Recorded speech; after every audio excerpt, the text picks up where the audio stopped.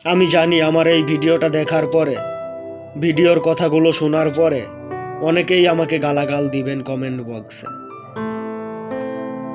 আমার ভাই সরকারি বড় অফিসার পদে চাকরি করে, 3 কোটি টাকা দিয়ে আমাদের গ্রামে বাড়ি করছেন। আমি বললাম, আপনার ভাইয়ের বেতন কত? গর্বে ভরা চেহারাটা মুহূর্তেই ছাই হয়ে গেল। দোস্ত বলিস না, এই শালা ট্রাফিক পুলিশরা 2 টাকারও ঘুষ খায়। দোস্ত, তোদের নতুন ফ্ল্যাটে কত খরচ পড়েছে রে? এই সব মিলিয়ে 97 লাখ। তোর বাবা তো ট্যাক্সের অফিসার, তাই না? বেতন কত? চেহারাটা আবার ছাই। ওইদিকে লাইলা তার বয়ফ্রেন্ডকে বলেছে যে কাবিন কিন্তু 30 লাখ টাকাই হতে হবে। তার বয়ফ্রেন্ড আবার 28,000 টাকার বেতনে চাকরি করে, না হলে আমার প্রেস্টিজ স্পন্সর হয়ে যাবে। ফেসবুকে পোস্ট দিয়েছে, যেই ছেলে যৌতুক চায় তাদেরকে না বলুন। এদিকে মেয়ের জন্য বিয়ের প্রস্তাব এসেছে। একজন কলেজ টিচার, আরেকজন বিডব্লিউডিতে চাকরি করেন। মেয়ের বাবা পরের জনকে মত দেয়। মেয়ে বলছে যে বাবা, তোমার পছন্দই সেরা। এক আত্মীয়ের বাসায় গেলাম, সারা জীবন সততার বাণী শুনিয়েছে মানুষকে। মেয়ের জামাই চাকরি করেন সিটি কর্পোরেশন অফিসে। খুব গর্ব করে বলছেন, আমার মেয়ে ঘরের ফার্নিচার 4-5 বছর গেলেই চেঞ্জ করে। খুব শৌখিন। 80 লাখ টাকা দিয়ে ফ্ল্যাট কিনেছে, আরো 50 লাখ টাকা খরচ করে ডেকোরেশন করেছেন। জিজ্ঞেস করলাম, ভাইজান, জামাইয়ের বেতন কত? মুখটা অন্ধকার হয়ে গেল। অফিসে বসে আছি, একটা ছেলে সালাম দিয়ে ট্রেনের সময় জানতে চাইল। কথায় কথায় বলল তার ভাইও রেলওয়েতে চাকরি করে। জানতে চাইলাম কোন পোস্ট। Engineer, diploma. তার ভাই নাকি 6-7 বছরে অনেক কিছু করেছে। জিজ্ঞেস করলাম, ভাইয়ের বেতন কত? কোনো উত্তর নেই। আমরা আসলে এত নষ্ট হয়েছি যে আমাদের কোনো লজ্জা নেই। ঘুষ আমার অধিকার হয়ে গেছে, এরকম একটা অবস্থা আমাদের। কিন্তু বাস কন্ট্রাক্টর 15 টাকার ভাড়া 15 টাকা চাইলেই এগুলো মানুষ না। এই টাকা খেয়ে এরা কিছুই করতে পারবে না। মানুষের টাকা মেরে কিছুই করা যায় না।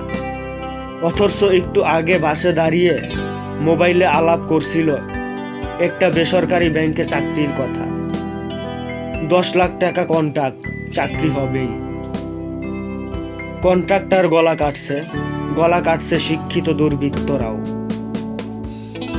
এই শিক্ষিতদের গলা কাটাটা আবার বড় নির্মম। দেশটা খেয়ে একদম এফোর করে দেয়। কন্ট্রাক্টররা একটা নিদারুণ সত্যি কথা বলে, আপনারা যে কলমের খোসায় কোটি কোটি টাকা মেরে খান, সেই হিসাব তো আমরা নেই না। সত্যি কথা এবং নিদারুণ সত্যি। কিছু অসভ্য শ্রমিকদের দেখলাম অ্যাম্বুলেন্সেও গালি দিচ্ছে, আটকাচ্ছে। এটা দেখে মনে পড়ে গেল এর চেয়েও ভয়াবহ অসভ্য গোষ্ঠীর কথা, ঔষধ কোম্পানির দালালদের কথা, যারা অতি উচ্চ শিক্ষিত ডাক্তার এবং যাদের পেছনে রাষ্ট্রের কোটি কোটি টাকা খরচ হয়। মেয়াদ উত্তীর্ণ ঔষধ, মৃত মানুষকে আইসিইউতে রেখে গলাকাটা সেবা, সেই সব অমানুষদের কথা।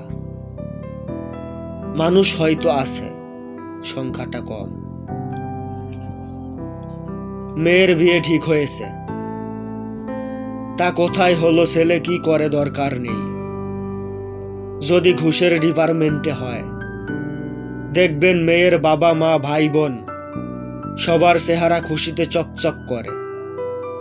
অথচ এই যে অরাজকতা, এই যে ভেজাল জিনিস, এই যে উচ্চ মূল্য, এই যে গলাকাটা সেবা, এই যে পেনশনের টাকা তুলতে ফাইলের পেছনে দৌড়াতে দৌড়াতে জুতার তলায় ক্ষয় হয়ে যাওয়া, সবই বাস্তবতা। ছোটবেলায় ধরেন আমার পাশের বাসার আমার বন্ধুর বাবা ঘুষ খেত। কারণ সে পুলিশের একজন দারোগা ছিল।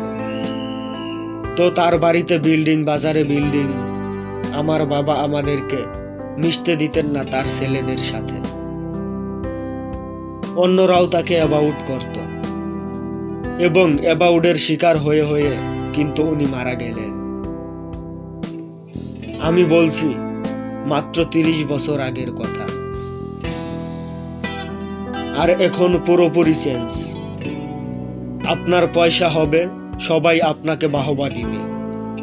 ওয়াও, কি চমৎকার! ঘুষের টাকা না সুদের টাকা দেখার সময় নেই। এটাই বাস্তবতা, নিদারুণ বাস্তবতা।